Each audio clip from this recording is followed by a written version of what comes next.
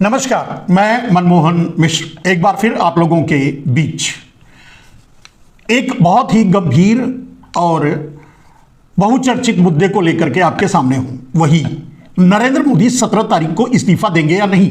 मैं कहता हूं नरेंद्र मोदी 17 तारीख को इस्तीफा देंगे। क्यों, कैसे और बहुत से परिवर्तन हो चुके हैं जिससे आपको आपके मन में शंकाएं उभरी होंगी।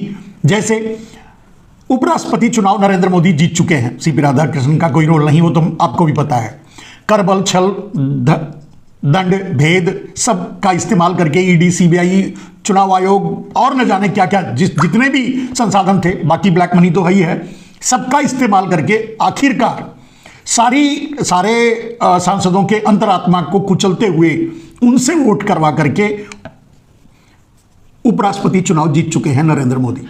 अब आप सोच रहे होंगे कि अब क्या जरूरत है, अब तो वो कमजोर स्थिति में नहीं है, या अब क्या जरूरत है उनको इस्तीफा करने की। अब भी वही जरूरत है जो पहले थी। नरेंद्र मोदी 17 सितंबर को अपने जन्मदिन पर 17 को या 18 को, 17 को शाम को दें, 18 को सुबह सार्वजनिक हो, 17 या 18 सितंबर को उनका इस्तीफा सार्वजनिक होगा, वो इस्तीफा देंगे, ये तय है। बात कैसे?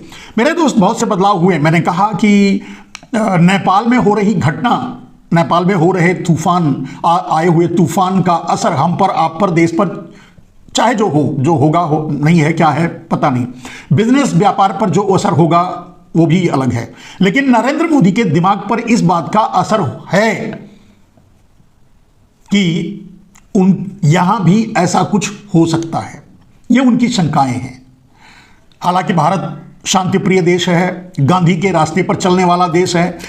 अगर ऐसा कुछ होगा भी तो वो गांधी के रास्ते पर ही होगा, यानी शांति प्रिय आंदोलन से ही होगा। ये नरेंद्र मोदी को भी पता है और भारत के लोग ऐसे ही हैं। लेकिन अब सवाल यह है कि नरेंद्र मोदी के इस्तीफे का मूल कारण क्या है। मैंने कहा कि ये सारे परिवर्तन के बाद, जबकि दो तरह से उनको सपोर्ट मिल चुका है, एक तो उपराष्ट्रपति चुनाव जीत चुके हैं, उधर मोहन भागवत भी कह चुके हैं ना हम रिटायर होंगे, ना हम किसी को रिटायर होने के लिए कहेंगे। लेकिन नरेंद्र मोदी को यह पता है कि सबसे बड़ा मुद्दा नेपाल में अगर था तो वो था केपी ओली के उम्र को लेकर के, उनके अपने वादों को लेकर के, उनके अपने पार्टी के भीतर के संविधान को लेकर के, जिसको केपी ओली ने कुचलने की कोशिश की, जो नरेंद्र मोदी दिन रात करते आ रहे हैं। पार्टी को हाईजैक करना, भारतीय जनता पार्टी इसमें हाईजैक है गुजराती माफियाओं और गुजरात लॉबी द्वारा, ये आप अच्छी तरह जानते हैं। किसी को बोलने की हिम्मत नहीं, किसी की अंतरात्मा जाग ही नहीं पाई कि एक उपराष्ट्रपति के चुनाव में अपनी अंतरात्मा की आवाज पर आवाज वोट दे पाते, नहीं दे पाए, वो अलग बात है। क्रॉस वोटिंग हुई, लोगों से भी चोरी करवाई गई, गलत तरीके से वोट डलवाए गए दबाव डालकर या पैसे के बल पर। पैसा तो उनके पास बहुत है, पैसा तो उनका नाम लेकर के न जाने कितने लोग अरबों खरबों कमा रहे हैं। पता ही होगा कि गुजरात में बेनामी पार्टियों के पास 4300 करोड़ रुपए पहुंच रहे हैं, तो आप अंदाजा लगा सकते हैं पैसा तो बह रहा है, नदी की धारा की तरह बह रहा है वो। और वो सारा पैसा नरेंद्र मोदी की जटा में उलझा हुआ है, मतलब नरेंद्र मोदी में उलझा हुआ है, और नरेंद्र मोदी से निकलकर ही सारा पैसा, काला धन बह रहा है। किसके पास जा रहा है, कहां जा रहा है, सब कुछ। और ये सारा चीज, अब आते हैं उस मुद्दे पर मेरे दोस्त कि वो नरेंद्र मोदी इस्तीफा देंगे। अगर मैं कह रहा हूं गारंटी के साथ, तो उसका कारण क्या है? उसका कारण यह है क्योंकि मुझे पता है कि नरेंद्र मोदी इस्तीफा देंगे, और उसका सबसे बड़ा कारण है हम और आप नहीं, ये देश नहीं, इस देश पर ढाए हुए जुल्म नहीं, इस देश की जनता नहीं, इस देश का आम आदमी नहीं, आरएसएस भी नहीं, विपक्ष भी नहीं, कोई करुणा दया भावना भी नहीं। उसका मूल कारण है, अगर आप जानेंगे तो आपको भी आश्चर्य होगा, उसका मूल कारण है उनका अपना जिगरी गहरा दोस्त, नमस्ते ट्रंप वाला दोस्त, हाउडी मोदी वाला दोस्त, अमेरिका वाला दोस्त ट्रंप। उसका सबसे बड़ा कारण, नरेंद्र मोदी के इस्तीफे का सबसे बड़ा कारण, मूल कारण अगर कोई है तो वो ट्रंप है। ट्रंप के कहने पर, ट्रंप के समझाने पर, ट्रंप के दबाव डालने पर, ट्रंप के मनाने पर, ट्रंप के धमकाने पर, ट्रंप के डराने पर, आप जो भी कहना है कह लीजिए, लेकिन नरेंद्र मोदी से इस्तीफा लेने का श्रेय अगर किसी को जाएगा, जाता है, और अगर दे रहे हैं तो वो सिर्फ और सिर्फ ट्रंप के कारण। ट्रंप खुंदक में अपने अपमान का बदला ले रहे हैं, वो ये अलग इशू है। उसी के कारण उनसे इस्तीफा डलवा रहे हैं, वो अलग इशू है। अब आपको पता चल रहा होगा मेरे दोस्त कि ट्रंप नरेंद्र मोदी की प्रशंसा भी कर रहे हैं, झूठी सही लेकिन कर रहे हैं, सामने से ही सही लेकिन कर रहे हैं, प्रशंसा भी कर रहे हैं। एक आध 40-50 बार गाली बगाली और उल्टी पलटी बात करने के बाद एक बार थोड़ी, और वो भी इस बात का संकेत है कि नरेंद्र मोदी ट्रंप की वो बात मान लिए हैं जो ट्रंप शुरू से कह रहे थे अभी तक। और ट्रंप यही कह रहे थे कि तुम्हें इस्तीफा देना पड़ेगा, सत्ता से बेदखल होना पड़ेगा, और सारा खेल ट्रंप बस इसीलिए कर रहे थे। आपको अंदाजा होगा, आप खुद सोच के बताइए, ऐसी कौन सी घटना है, किसी भी घटना को याद करके आप बताइए कि वैसे भारत से अमेरिका को बहुत फायदे हैं, भारत को अमेरिका की बहुत जरूरत है, भारत को भी अमेरिका की जरूरत है, लेकिन अमेरिका को भारत की ज्यादा जरूरत है। इसके बावजूद भी ट्रंप इस तरह से एग्रेसिवली, जो शुरू से लेकर जब चुन करके आए तब से लेकर जो अब तक उनका व्यवहार रहा है, उसका कोई कारण अगर आप ढूंढने की कोशिश करेंगे तो आपको नहीं मिलेगा, एकमात्र इसके कि नरेंद्र मोदी ने ट्रंप का अपमान किया था, और कोई कारण नहीं मिलेगा। और बात बस वही है, ट्रंप का नरेंद्र मोदी का पर्सनल रिलेशन, जिस पर्सनल रिलेशन के चलते उन्होंने ट्रंप को बुला करके नमस्ते ट्रंप करवाया भारत में, उनको राष्ट्रपति बना रहे थे अमेरिका में, और अमेरिका में जाकर के अब की बार ट्रंप सरकार का नारा लगाया। यह नरेंद्र मोदी का सबसे बड़ा गुनाह था। उसे कूटनीति के हिसाब से भी देखें, प्रोटोकॉल के हिसाब से भी देखें, किसी देश में न दखलंदाजी के हिसाब से देखें, तो हर हिसाब से, हर तरह से यह गलत था। और वो गलती नरेंद्र मोदी ने व्यक्तिगत स्टेटस पर किया था, प्रधानमंत्री के रूप में नहीं। हालांकि थे प्रधानमंत्री, जब उनसे पूछा गया कि इतना पैसा खर्च कहां से हुआ, ये कहां से कर रहे हो, तो क्या है, हमारा ये पर्सनल है और हम पर्सनल खर्च कर रहे हैं, हमारे इसके लिए कोई ट्रस्ट वस्ट जो भी है, उनका ये जवाब था। यानी उसे उन्होंने पर्सनल बता दिया। अब उस पर्सनल दोस्ती की जब बात सामने वाले दोस्त पर मुसीबत आई, यानी वो हार गया चुनाव, तब नरेंद्र मोदी ने मुंह फेर लिया। यही बात उसको चुभी, और इसके अलावा ढूंढकर भी हार जाओगे, आपको कोई कारण नहीं मिलेगा। ट्रंप को जो समझते हैं, जो जानते हैं, जब से वो राजनीति में हैं, और खास करके वो व्यापार से राजनीति में आए हैं, तो जो ट्रंप को समझते हैं वो जानते हैं और समझते हैं कि ट्रंप अगर कुछ सोच रहे हैं, कह रहे हैं, तो वो करके छोड़ेंगे, ऐसा नहीं है कि बीच में छोड़ देंगे। ट्रंप ने पहले ही आते ही कह दिया, संकेत दे दिया कि नरेंद्र मोदी इस्तीफा दे दो। नरेंद्र मोदी नहीं माने, अमेरिका गए भी, वहां उनका भी भारतीयों का अनादर जो हो रहा था, भारतीयों के साथ जो दुर्व्यवहार हो रहा था, वो तो हो ही रहा था। नरेंद्र मोदी के साथ भी दुर्व्यवहार किया ट्रंप ने। उन्हें यह जताने की कोशिश की कि हम आपसे नाराज हैं, खुलकर बताने की कोशिश की, हम आपसे नाराज हैं और आप इस्तीफा दे दो। आप सोचेंगे कि कौन होते हैं ट्रंप मोदी को इस्तीफा दे दो कहने वाले। मेरे दोस्त, आपको शायद ये जानकारी होगी थोड़ी बहुत कि जब ट्रंप, नरेंद्र मोदी भीख मांगा करते थे, तब भी अमेरिका के लगभग सारे प्रदेशों का दौरा कर चुके थे। तो ये कैसे? नरेंद्र मोदी को भीख में मिले पैसे से अमेरिका दौरा कर रहे थे? ये तो ये रास्ता है। या दूसरा ये रास्ता है कि अमेरिका उन्हें बुला करके दौरा करवा रहा था, ट्रेनिंग दे रहा था, अपने लिए तैयार कर रहा था भारत के बाजार पर कब्जा करने के लिए, जिससे वो सदियों से लड़ाई लड़ रहा था। कम से कम 1947 के बाद से तो वो लड़ ही रहा था कि भारत पर कैसे, भारत के बाजार पर उसका कब्जा हो और भारत उसका पिछलग्गू देश बने। इसके लिए भारत में अमेरिका ने और CIA ने खून की नदियां बहाई हैं। संजय गांधी से लेकर, इंदिरा गांधी से लेकर, राजीव गांधी से लेकर, जितने भी मौतें बड़े राजनेताओं की भारत में हुई हैं, उन सब के पीछे अमेरिका और CIA का हाथ रहा है। और वो सिर्फ यही कारण रहा है कि वो अमेरिका परस्त नहीं थे, इसलिए उनकी मौतें हुई। कारण अलग अलग तरीकों का इस्तेमाल किया गया। जैसे मान लीजिए अगर कहेंगे कि नहीं, इंदिरा गांधी को तो सिखों के कारण ऐसा हुआ, ऐसा नहीं है, पीछे CIA का ही हाथ था। राजीव गांधी का असैसिनेशन जो हुआ वो श्रीलंका के कारण हुआ, ऐसा नहीं था, पीछे CIA का ही हाथ था। तो परिस्थितियों को कैसे बदल करके अपना काम करने के लिए अमेरिका और CIA काम करता है, ये बताने की जरूरत नहीं है। और हम नहीं, अभी भारतीय जनता पार्टी के लोग या गोदी मीडिया भी ये बात कहती है कि जो नेपाल में हो रहा है वो अमेरिका के इशारे पर हो रहा है, अमेरिका की देन है। ठीक है, वो परिस्थितियां, मतलब जितनी आग नेपाल में थी उससे 100 गुना आग भारत में है। जितना दबाव और जितना अत्याचार, जितना जुर्म, जितना भ्रष्टाचार की पराकाष्ठा नेपाल में की गई, उससे 100 गुना भारत में की गई है। लोगों का दमन किया है, लोग दबाए गए हैं, लोगों से धोखा हुआ है, लोगों को ठगा गया है, आम आदमी को भिखारी बनाया गया है। और यह भी कह सकते हैं कि असमानता, कुछ लोगों के पास देश के 80-90% संपत्ति इकट्ठा हो गई है, वो भी मूलतः गुजरात के ही ज्यादातर हैं, और वो भी मोदी के करने के कारण, मोदी के सहयोग से। वही बात, 80 करोड़ से भी ज्यादा जनसंख्या 5 किलो अनाज के लिए भीख का कटोरा लिए लाइन में खड़ी है। यह असमानता नरेंद्र मोदी की देन है और उन्होंने पैदा की है। तो ये सारी परिस्थितियां जो नेपाल में थी, जिन परिस्थितियों को लेकर के नेपाल में जो भी हो रहा है, उससे ज्यादा भयानक परिस्थिति भारत में है।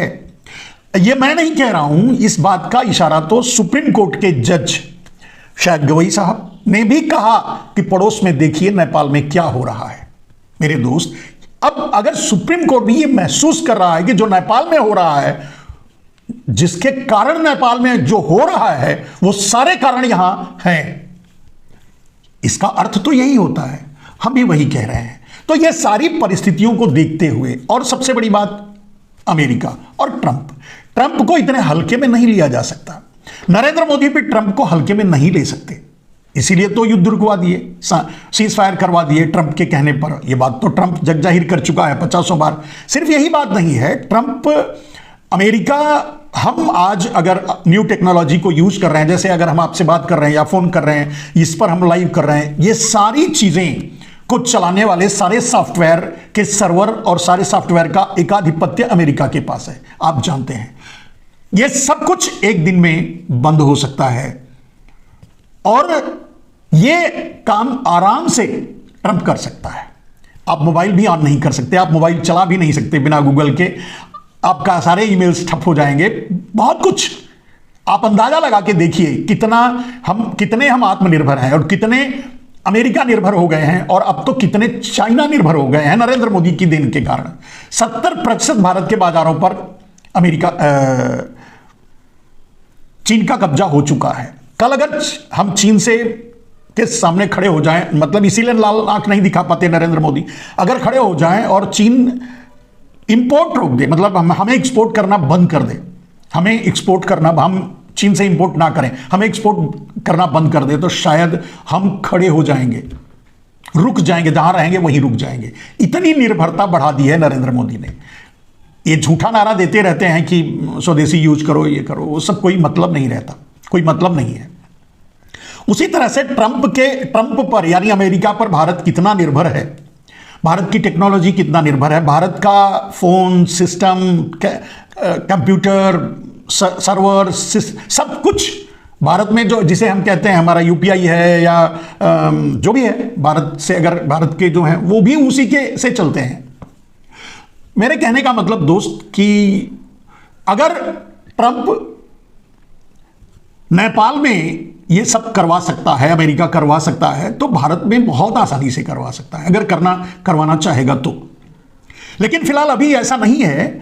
अभी क्या है, आपने देखा कि एक तरफ ट्रंप मोदी की प्रशंसा किया, एक तरफ ट्रंप शायद आने वाला भी है, एक तरफ ट्रंप ट्रेड डील की बात कर रहा है, दूसरी तरफ यूरोपीय यूनियन को सलाह दे रहा है, रिक्वेस्ट कर रहा है, या इंडिकेट कर रहा है, या समझिए कि आदेश दे रहा है कि भारत पर 100% टैरिफ लगाया जाए। अब सोचिए, अगर यूरोपीय यूनियन, जिसमें 27 देश हैं, यूरोपीय यूनियन भारत पर 100% टैरिफ लगा दे तो भारत का क्या हाल होगा। और बिना ट्रंप कहे, अमेरिका कहे और यूरोपीय यूनियन उसकी बात ना माने, ऐसे हालात नहीं है यूरोपीय यूनियन के। वो मानना ही पड़ेगा उनको, और मानेंगे ही। अब अंदाजा लगाइए कि हम कहां खड़े हैं। और सबसे बड़ा अंदाजा इसी बात, अभी जो बात हो रही है कि ट्रेड डील में क्या होगा, ट्रेड डील में बात क्या हो रही है? ट्रेड डील में कोई ट्रेड की बात नहीं हो रही है। ट्रंप ने 25% और 50% अभी टैरिफ लगा रखा है भारत पे, 25 जुर्माने के तहत और 25 टैरिफ लगा रखा है। ट्रंप भी 100% टैरिफ लगाए, कब लगा देगा कोई भरोसा नहीं। और वो वही ट्रेड डील है, वही बात कह रहा है होगा वो नरेंद्र मोदी से कि हम ऐसा करेंगे।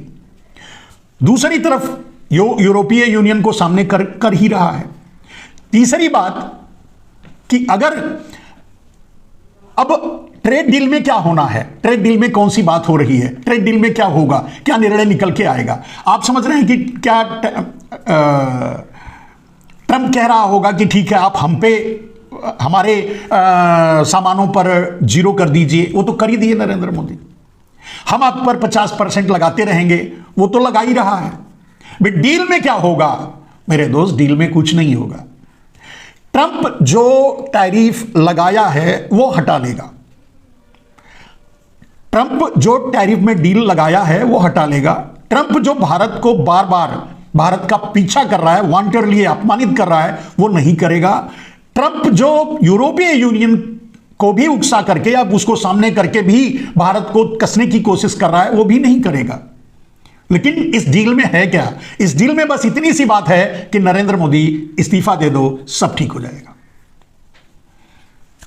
मोदी को इस्तीफा देने की सलाह ट्रंप दे रहा है, इस्तीफा देने का आदेश ट्रंप दे रहा है, इस्तीफा देने का दबाव ट्रंप डाल रहा है। और आपको अंदाजा है, मैंने कहा कि Narendra Modi is the trend, मतलब उनकी राजनीति, उनका वर्चस्व सब कुछ अमेरिका से ही आया हुआ है। वो खुद भी बताए थे, तो आपको भी पता है कि वो पहले विजिट करते थे तो निश्चय ही उनको वहीं से सपोर्ट मिला हो। और भारत में जो बदलाव हुए अगर उसको देखेंगे तो आपको समझने में देरी नहीं लगेगी कि चाइना और अमेरिका के प्रोजेक्टेड प्राइम मिनिस्टर हमारे मोदी जी हैं। अब मोदी जी ट्रंप के हाथ से निकलता हुआ भी दिख रहे हैं, चाइना ज्यादा जा रहे हैं। ये एक दिखावे की बात है, इसका कोई मतलब नहीं है। अगर ट्रंप के बारे, नरेंद्र मोदी के बारे में कहा जाए व्यक्तिगत रूप से, तो नरेंद्र मोदी अमेरिका के इंप्लॉइज हैं।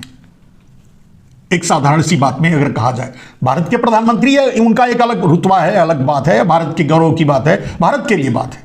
लेकिन व्यक्तिगत रूप से नरेंद्र मोदी अमेरिका के ही प्रोजेक्टेड हैं, अमेरिका के ही इंप्लॉइज हैं।